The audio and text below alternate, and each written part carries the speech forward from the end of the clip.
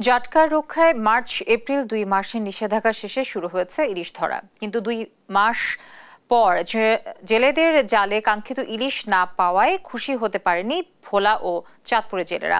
মধ্যরাতে কিছু সংখ্যক জেলে ইলিশ শিকারে গেলেও অধিকাংশ জেলে ভোর থেকে নদীতে নেমেছেন।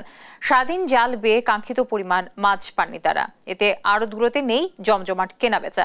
তবে ভারী বৃষ্টিপাত শুরু হলে ঝাঁকে ঝাঁকে ইলিশ ধরা পড়বে বলে আশাবাদী জেলে ও মৎস্যজীবীরা। ক্রেতারা বলছেন যে ইলিশের দাম আকাশ ছোঁয়া, তাই স্বাচ্ছন্দ্যে ইলিশ কিনতে পারছেন না তারা।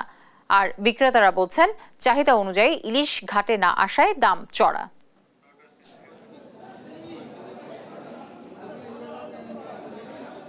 12টার দিকে নদীতে গেছিলাম, গিয়া জাল ফালায়া 3400 টাকার মাছ পেয়েছি।